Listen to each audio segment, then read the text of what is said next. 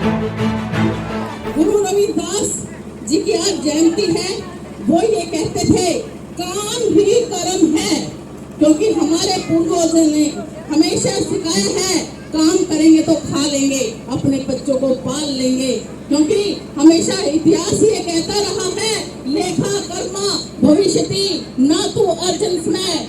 आने वाले समय में अगर बात होगी तो कर्म की होगी। आपके पास कितना धन है उसकी बात नहीं होगी। इसलिए मैं अपने समाज के लोगों से कहती हूँ अपने बच्चों को पढ़ाओ लिखाओ, क्योंकि अगर उस समय हमारे गुरुजी में ज्ञान ना होता, वो इस तरह का शास्त्रार्थ ना करते, तो शायद आज उनका जन्मदिन मनाने के लिए हम यहाँ इकट्ठा ना होते।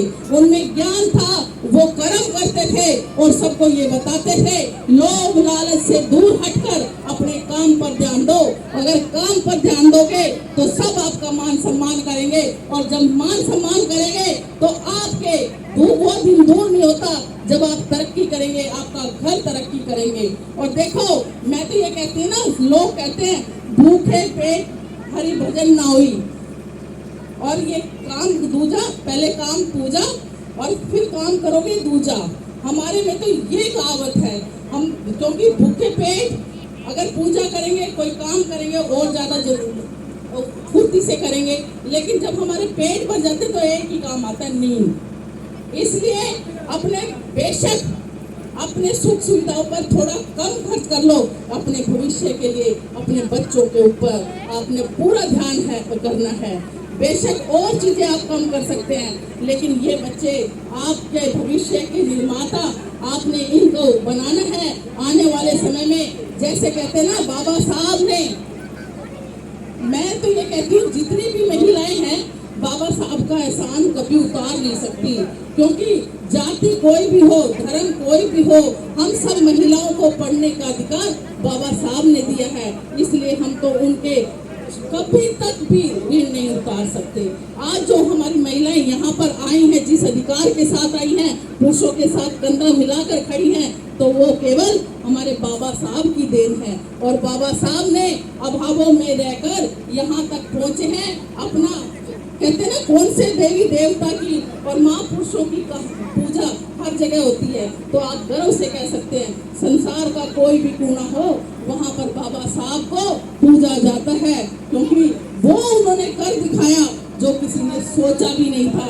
क्योंकि अकेला काम करके आदमी केवल अपना विकास अकेले का करता है, लेकिन उन्होंने कभी ये नहीं सोचा। उन्होंने ये सोचा अगर मैं अभावों में रहा हूँ तो मेरा चल गया, मेरे आने वाली पुश्तें, मेरा समाज किसी तरह से अभाव में ना रहे, और इसी सोच के साथ वो आपके लिए कार्य करते रहे। साथियों, आज हम आए, नारे लग रहे विद्या रानी जिंदाबाद। मैं तो कहती हूँ आज नेता आएंगे, नेता चले जाएंगे, लेकिन आपका समाज, आपका भाईचारा हमेशा रहेगा। इसलिए आपने नेता बनाने हैं, नेताओं ने आप नहीं बनाए हो, आपने बनाना है। इसलिए मैं तो आपकी बेटी हूँ, बहू हूँ, जिस अधिकार से जो भी जिम्मेवारी सौंपोगे आपकी विद्या रानी हमेशा उसको पूरी करने की कोशिश करेगी। मैडम विद्या रानी जिंदाबाद। और मैं आ रही थी, माला पहना रही थी लेडीज, हमारी माताएं बहनें, और सब कह रही थी हम आप पानी से पड़े, अगर पानी से छुटकारा दिलवा दियो। मैं कहती हूँ आने वाले समय में मुझे जब भी जिम्मेवारी मिलेगी आपके सिरों से मटके तो मैं जरूर हटवा दूंगी। बिल्कुल इस सोच के साथ जाना है यहाँ से कि विद्या रानी आएगी, पानी डर आएगा, मटके नहीं उठाएंगे हम।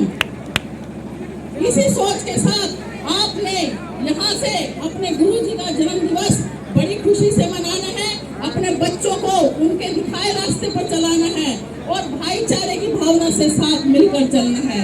क्योंकि जब हम इकट्ठे होकर चलते हैं हमारी ताकत 10 गुना नहीं 100 गुना बढ़ जाती है। आज कोई भी और साथी आता तो कहते वास्तव में ये गांव एकता का सबूत दे रहा है। आज कोई भी आता आपके चेहरे देख के खुशी से झूम उठता, कहता वास्तव में गुरु रविदास जयंती तो यहाँ मनाई जा रही है। मुझे मौका देंगे, दान आपकी पसंद का होगा। बस मैं तो इतना ही कहना चाहती हूँ।